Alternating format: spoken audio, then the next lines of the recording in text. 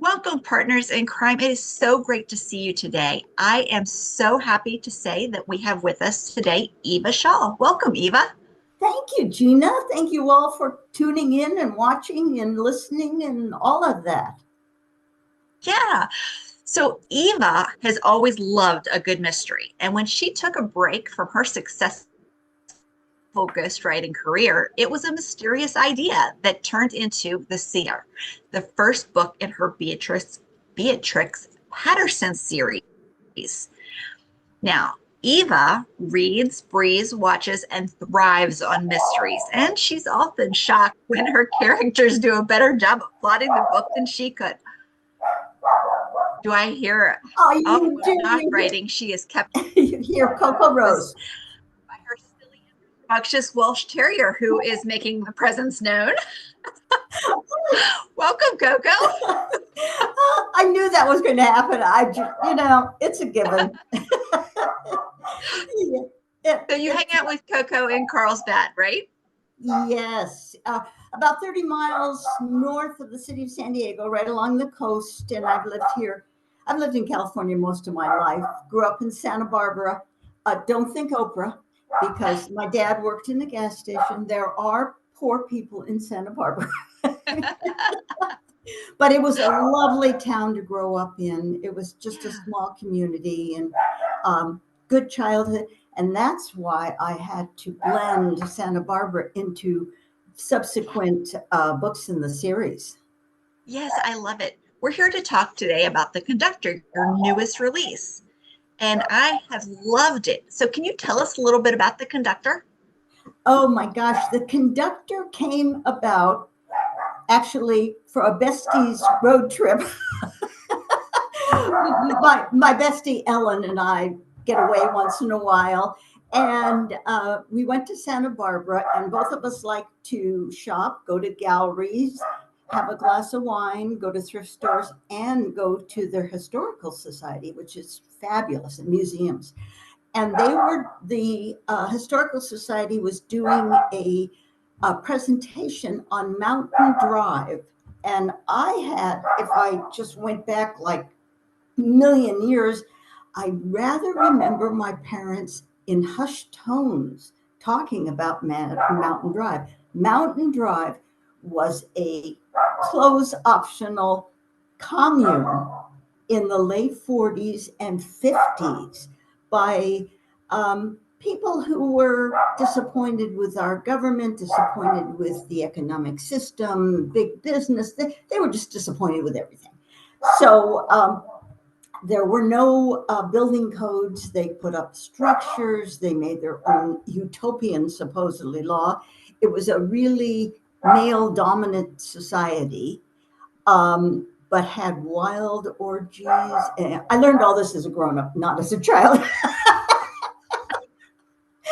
It was just like, did you read about Mountain Drive? Yes. And then they'd start talking German, so I couldn't understand. And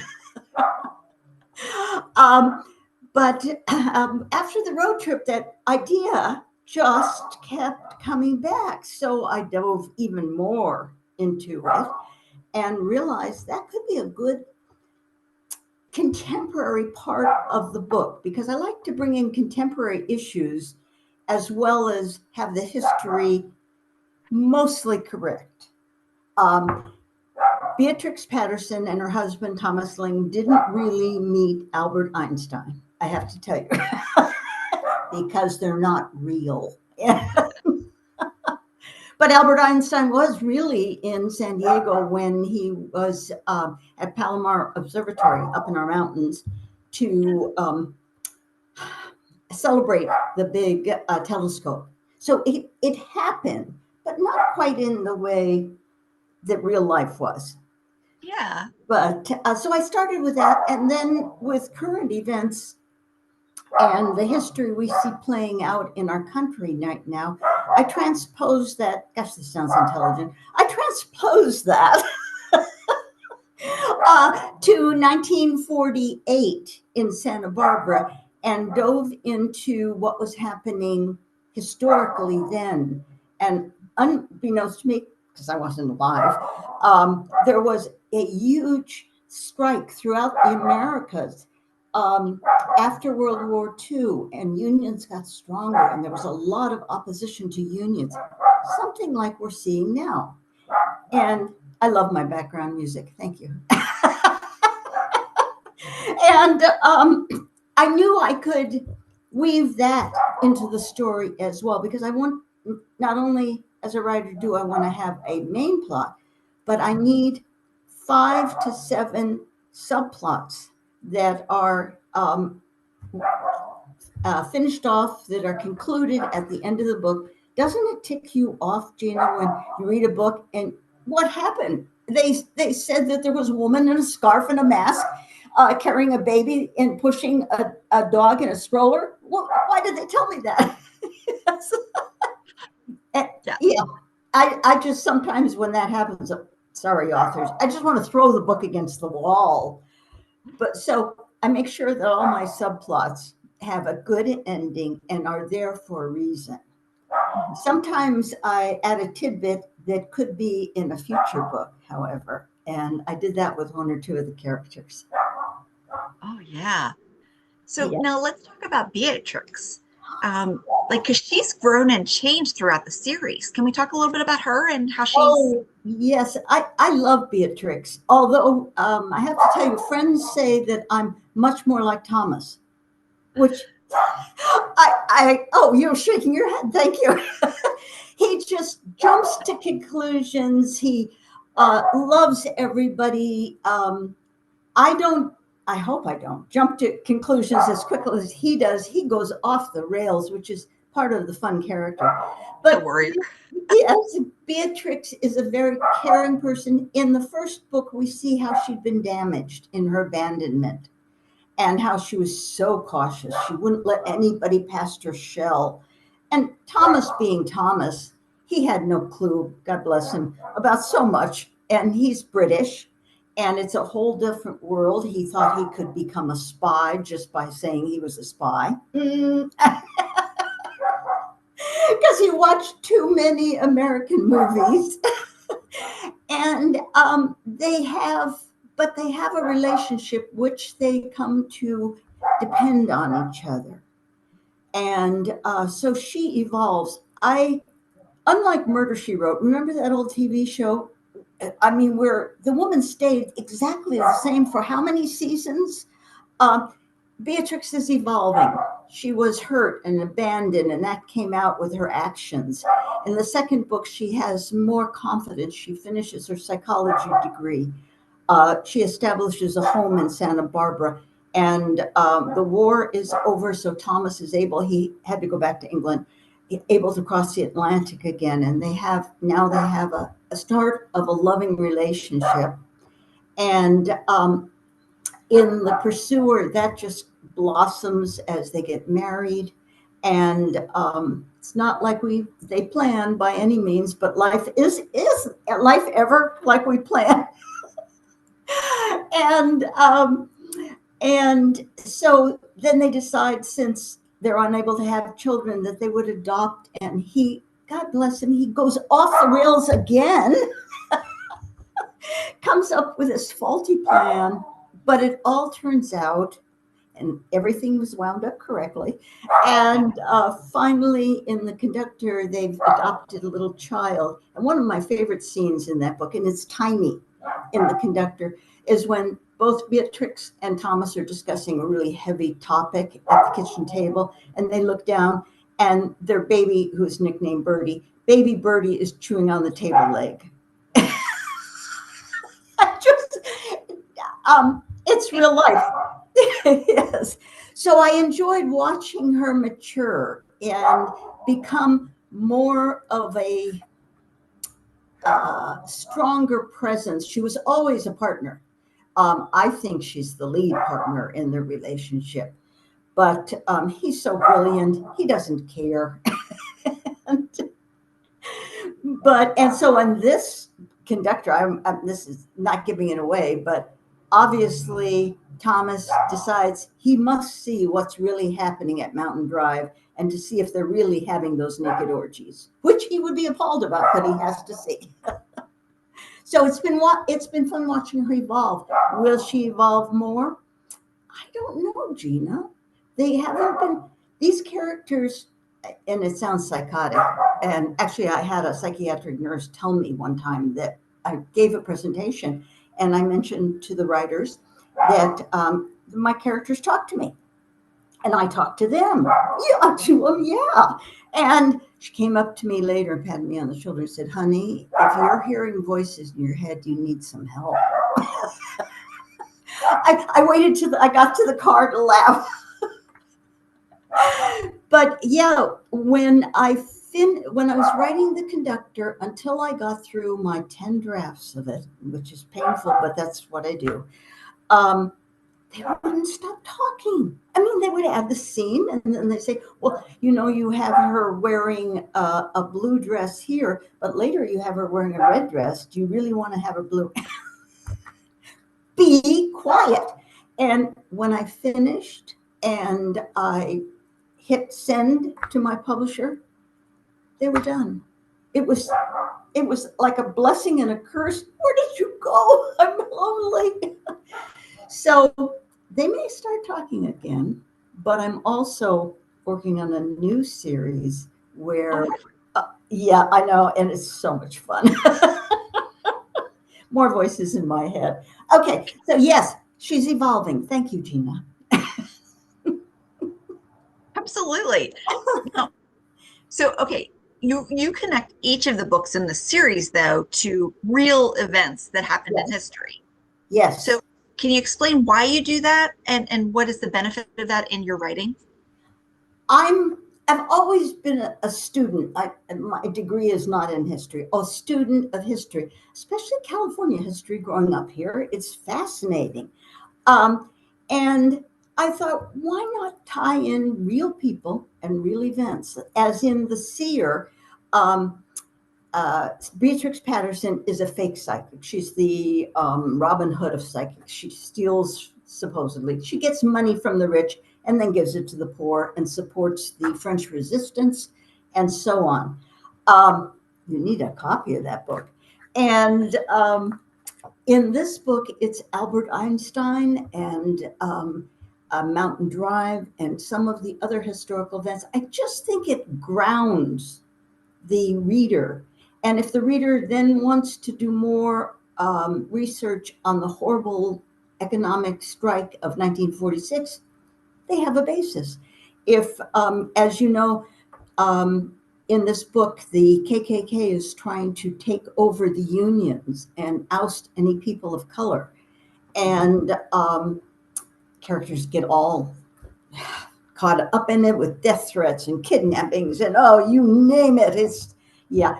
And as an aside, I have to tell you that people look at me and think I write for children.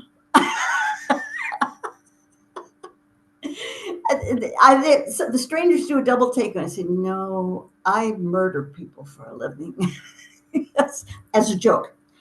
But with that and the racial situation in our country now, it's very topical, and so I'm hoping that the reader will tie in a bit of history to what's here now, and hopefully come to a conclusion or makes just a little better sense of it. I'm not preaching. I'm not trying to solve world problems, but that really interests me. So therefore, I put it in my books.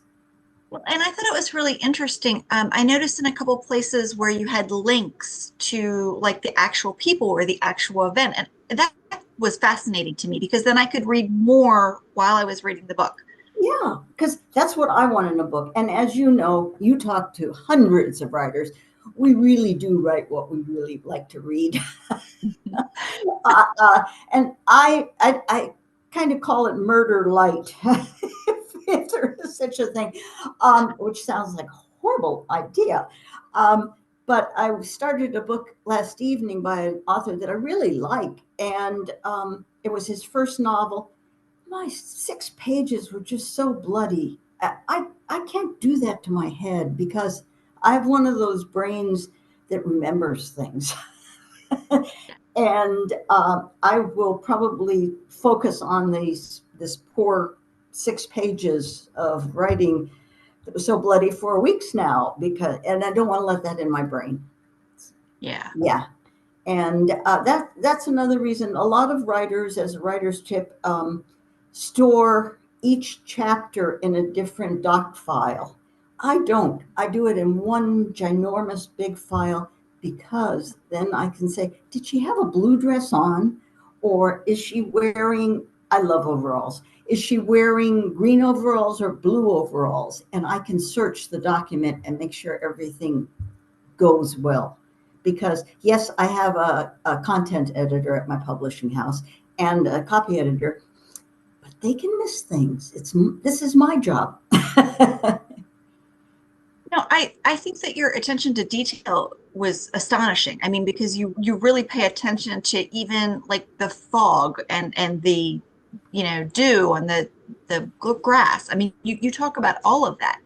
And it's very like it makes you be immersed in the book. And that's what I like when I'm reading. I don't want to just say, oh, there are flowers in the bed. I want to know that there are ranunculus and coreopsis and some cannas in the back.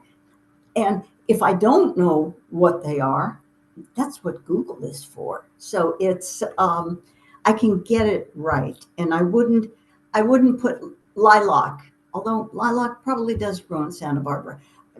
It's not cold enough in Carlsbad for lilacs. Um, but I wouldn't put a plant that did not grow in that area, or a car out of the time, or what the streets look like. I actually found old photographs of this State Street in Santa Barbara, so that I could know that that was Ott's Hardware, and it really was Ott's Hardware, and that the beach was at the end of State Street, the Stearns Wharf, and get those things correct, because that's important to me. You do that, get those things correct. I mean, because there's a lot of, I just keep doing. Thank you. I'll take that as a compliment. I mean, like I was even thinking about like you talk about the train schedule and like what she wore as a conductor and things like It's that. yeah, it's all research, and Wow. luckily I like to do it. Uh, Otherwise, I wouldn't. I would probably be writing something else. But I really like these facts. Sometimes I do fall in that rabbit hole, and then come up like half hour later and say, "Whoa, I didn't need that." But you just never know. It's rather like Albert Einstein. I didn't know. I've lived in San Diego for all my adult life, and I didn't know that he was here for the opening of Palomar Observatory. But gosh, that meshed, and how impressed they would be. And another scene I like, and I'm giving this away in the book, is when Beatrix saves his life, Albert Einstein's life. That is just so sweet. Now readers know Albert Einstein lives. Definitely doesn't. Yes. Yeah. Were there other things that were astonishing to you that you learned while you were doing the research for the books? Well, the part about the KKK I had, and the fact that, and sorry, spoiler alert, hold your ears, everybody, that the Superman radio show contained them. I don't want to say brought it down, but contained the horribleness of the KKK.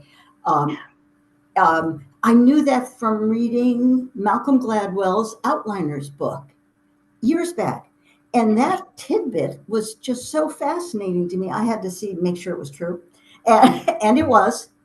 And he wrote about it. And I thought, I've got to use that someday. And then when I was trying to brainstorming, okay, this sounds horrible. What horrible things could happen to Beatrix?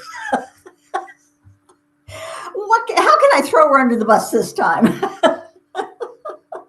I thought, well, isn't that interesting? A strike and the plight of people of color. And I hope that I'm able to portray a lot of diversity in my books. And that's what I strive for.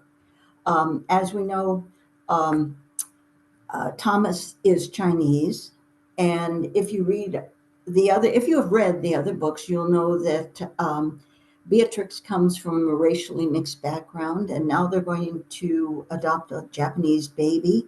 Um, and yet there are white people and everyday people and so on in all of the books. But I like to see that kind of diversity in the books that I'm reading. So therefore, I do it in the books I'm writing.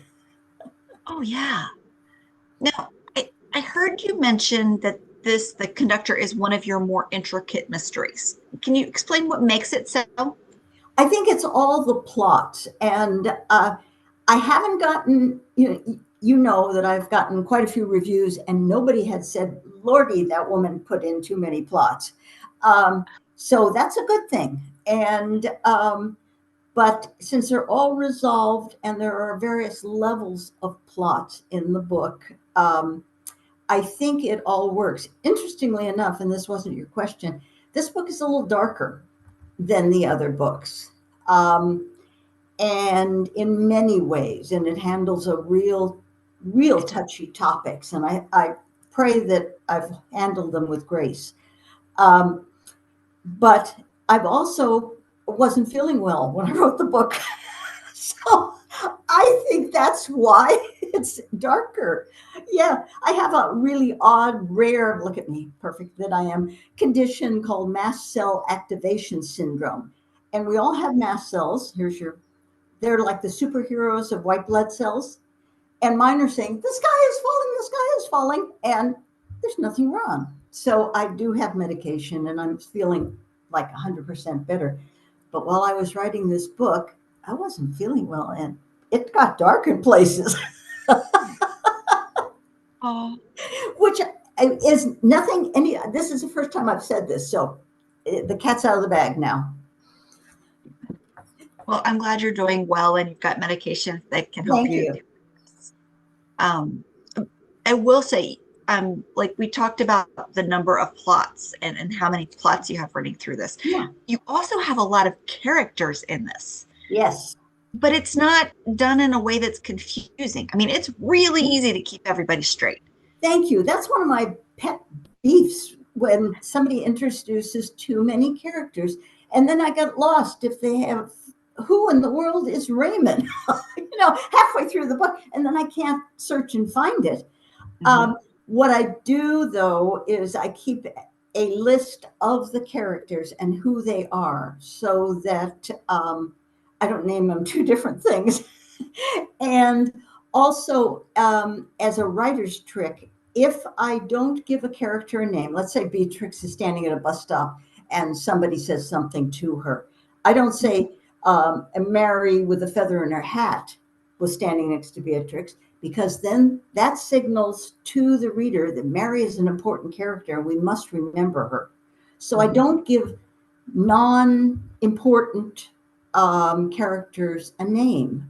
And then it's like sight words when you're teaching a kid to read you don't even see it. So these, yeah.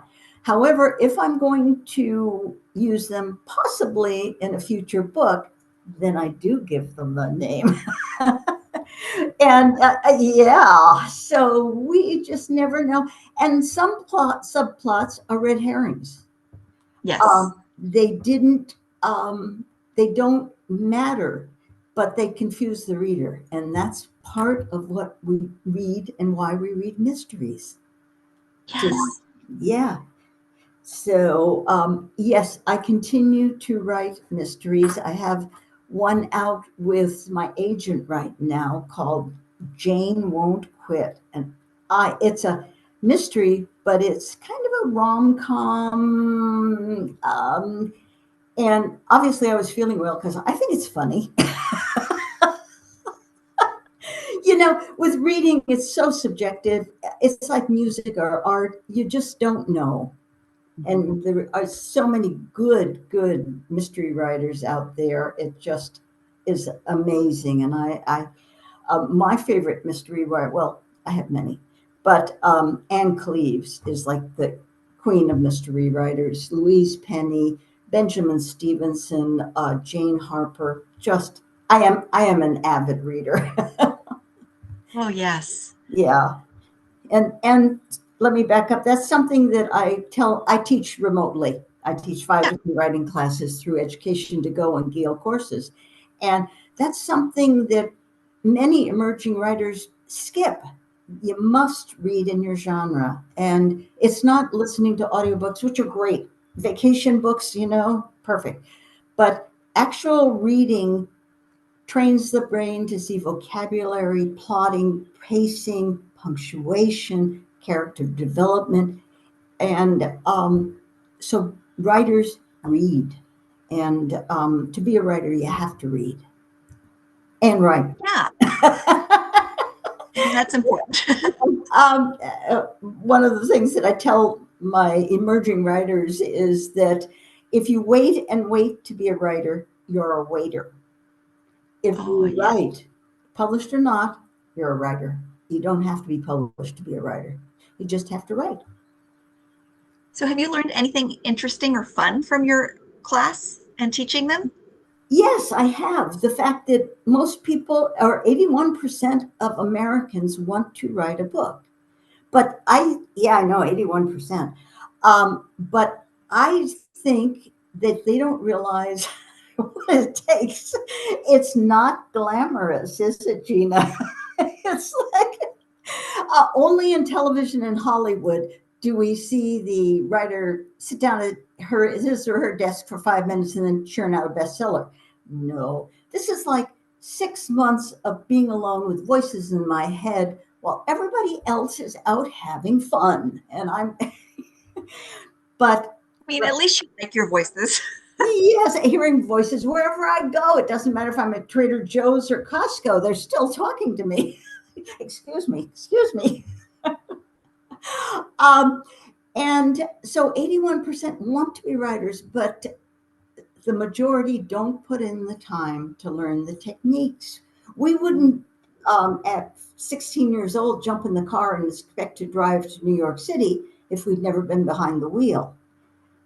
You take lessons, read, learn, talk, go to conferences, speak to people, learn all you can, and then carve out time to write if it's important.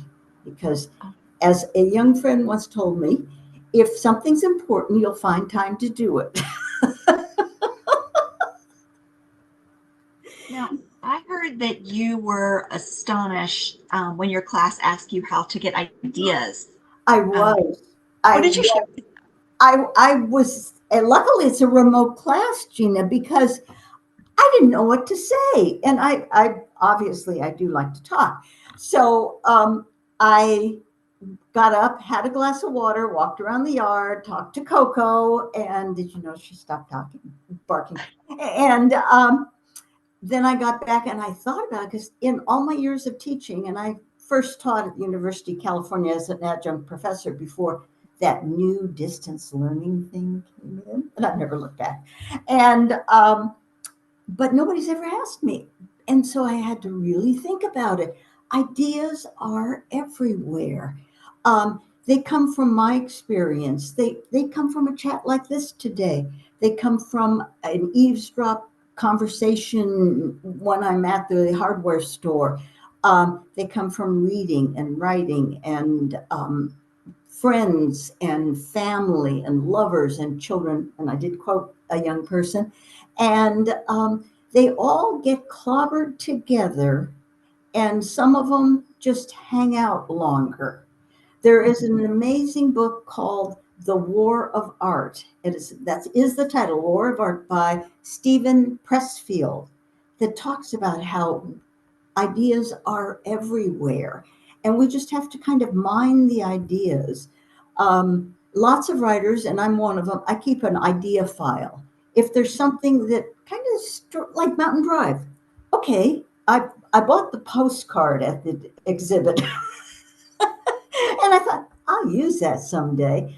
And like 3 years later, yeah, I pulled it out and I found it because I keep an idea file. It's nothing fancy.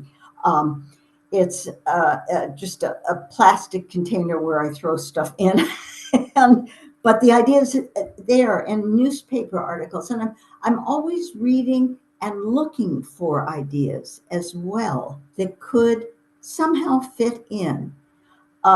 For instance, in the Pursuer that focuses on the horrible conditions of the indigenous schools that the Bureau of Indian Management, I think, set up. I don't remember what the name was, and how horrible it was. And I've known that forever because my mother was quite honest about those kind of historical events growing up in Santa Barbara.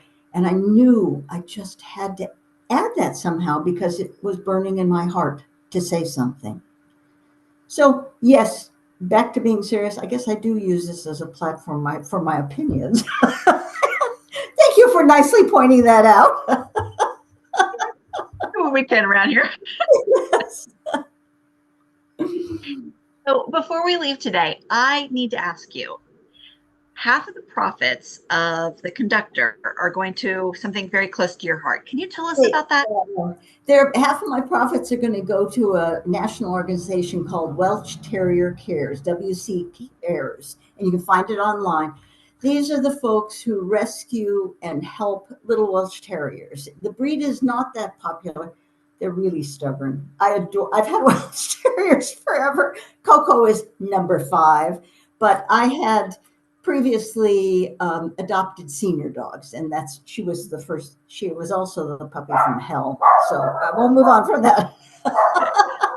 But my senior dogs were rescues, and Welsh Terrier Cares provides transportation, medical money for Welshies that can no longer live in their previous homes. Let's say someone passes away or a baby comes into the situation and it's just not working.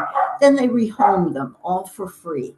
So this is a wonderful, and they fly them across country if there's a family and pay for foster care. And it's a total nonprofit, and they're just amazing people who love these little barky dogs. So wonderful. And thank you for sharing with them. It's great that you do that.